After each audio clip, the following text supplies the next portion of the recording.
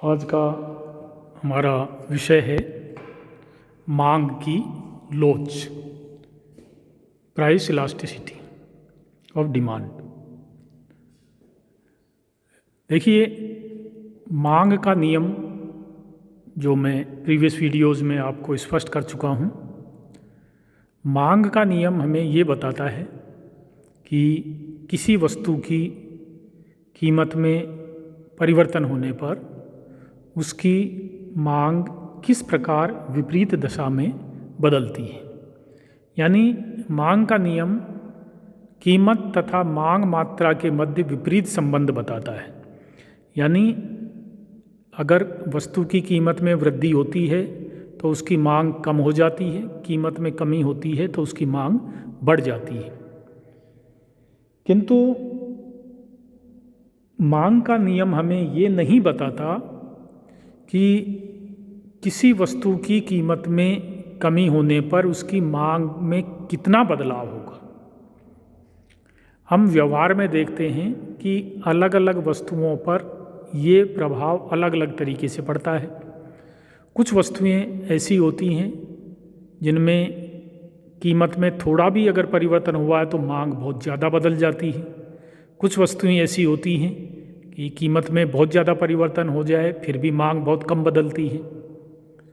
तो इसके जो मेजरमेंट किया जाता है या हमें मान लीजिए इसका अध्ययन करना है तो हम मांग की लोच के तहत इसका अध्ययन करते हैं।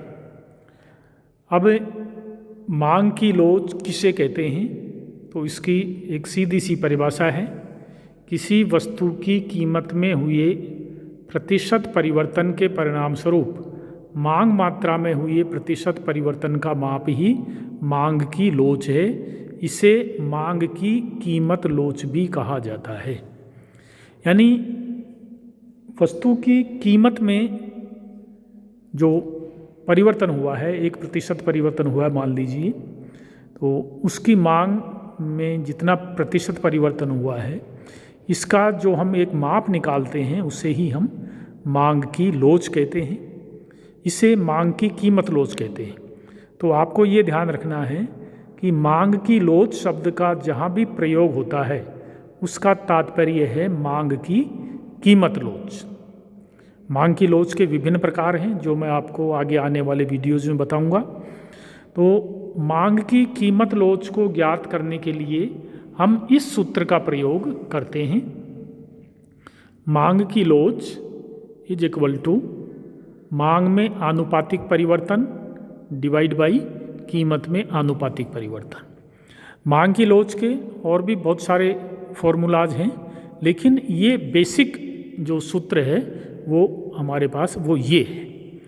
तो अब हम इसको इस रूप में भी लिख सकते हैं, price elasticity is equal to delta x upon x divide by delta p upon P.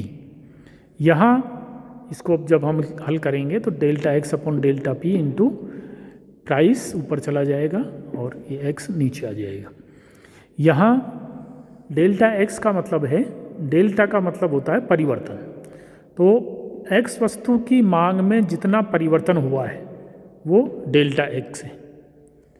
X है वस्तु की प्रारंभिक मांग, यानी परिवर्तन से पहले कितनी वस्तु खरीदी जा रही थी या उसकी मांग कितनी थी। इसी प्रकार delta p is equal to कीमत में हुआ परिवर्तन, यानी कितना परिवर्तन हुआ है। पी प्रारंभिक कीमत, यानी परिवर्तन से पहले कीमत क्या थी। तो हम इस सूत्र का प्रयोग करते हुए मांग की लोच का एक अंकीय मूल्य ज्ञात कर लेते हैं।